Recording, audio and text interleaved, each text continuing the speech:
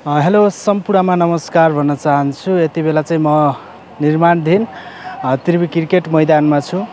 सम्पूर्ण 3 करोड नेपालीहरूको मनमुटुको धड्कन त्रिवी क्रिकेट मैदानमा यति बेला यहाँ ट्राफिक र फ्लोर लाइट राख्ने कार्य द्रुत गतिमा भइरहेको कारण विभिन्न सञ्चार माध्यमहरूमा पनि यसको व्यापक चर्चा भइरहेको छ।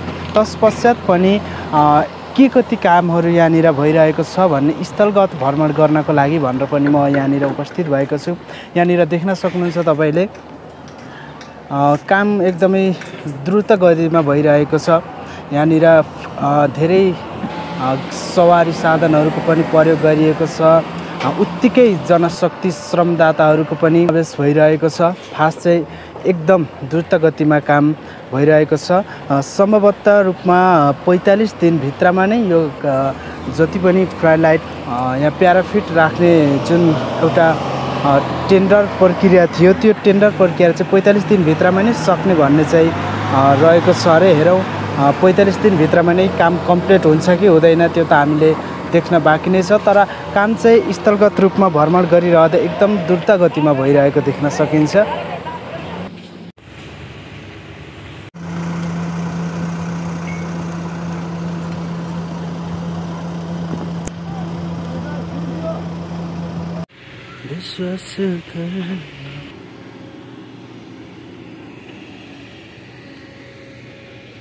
यति बेला चाहिँ म यो चौवार साइडबाट यो भिडियो बनाइरहेको छु।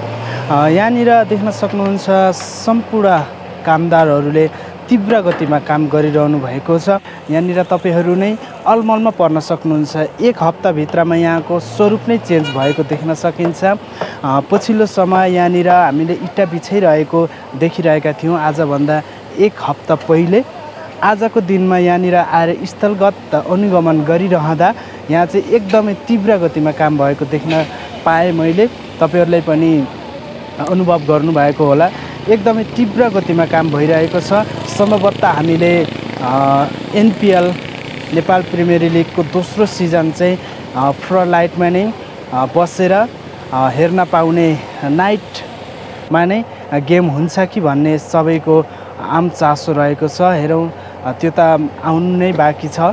तत्पश्चात पनि यति बेला चाहिँ यो त्रिवी क्रिकेट मैदानको स्थलगत भ्रमणमा यहाँ आएर हेर्ने हो भने हामीले दिनौँ विभिन्न चरणमा काम भइरहेको रहेछ। ती चरणहरू दिनौँ दिन कम्प्लिट भइरहेको देख्न सकिन्छ। यहाँनिर फ्लाइलाइटको छुट्टै टेन्डर प्रक्रिया चलेको रहेछ।